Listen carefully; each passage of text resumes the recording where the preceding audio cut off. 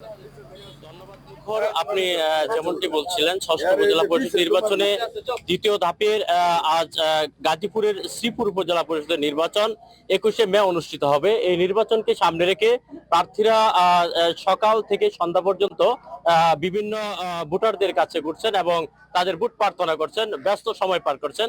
আমি এই মুহূর্তে আছি গাজীপুরের শ্রীপুর উপজেলা পরিষদের যে চেয়ারম্যান পদপ্রার্থী, যিনি সাখাওয়াত হোসেন শামীম, তিনি মোটর সাইকেল প্রতীক নিয়ে প্রতিদ্বন্দ্বিতা করছেন। আমি এখন ওনার সাথে সরাসরি কথা বলবো। আসলে নির্বাচনে ধন্যবাদ শামীম সাহেব, আপনি তো উপজেলা পরিষদ নির্বাচনে চেয়ারম্যান পদে প্রতিদ্বন্দ্বিতা করছেন, তো আপনি মাঠে কেমন আশ্বাস পাচ্ছেন ভোটারদের? জি। আসসালামু আলাইকুম রহমতুল্লাহ। আমি আলহাজ মোহাম্মদ সাখাওয়াত হোসেন শামীম এমএ। আমি শামীম চক্ষু হাসপাতালের পরিচালক। আমার বাবা বীর মুক্তিযোদ্ধা নুরুল ইসলাম বিকম, মাওনা ইউনিয়ন পরিষদের সাবেক দুইবার চেয়ারম্যান।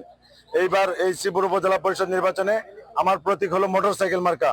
ইনশাল্লাহ আমি এই শ্রীপুরের জনগণের কাছে সর্বদাই থাকি। আমি একমাত্র প্রার্থী, শ্রীপুরে বসবাস করি এবং আমি এই শ্রীপুরের দলমত নির্বিশেষে সকলের ব্যাপক সাড়া পাচ্ছি। ইনশাল্লাহ সকলে বলছে ভোট যদি দেই ইনশাল্লাহ মোটর সাইকেল মার্কা দিব।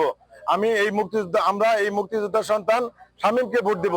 শামীম ভালো ছেলে, শামীম ভদ্র ছেলে, শামীমের বাবা মুক্তিযোদ্ধা এবং শামীমের বাবা একজন চেয়ারম্যান হিসেবে একজন আদর্শ মাটির মানুষ ছিল, সোনার মানুষ ছিল। সোনার মানুষের কথা একজন সোনার মানুষ হয়েছে। সেই হিসেবে সকলেই দলমত নির্বিশেষে বলছে জনগণ ভোট শামীমকে দিবে। জনগণ কোনো নেতার কাছে ভোট জমা দেয় নাই।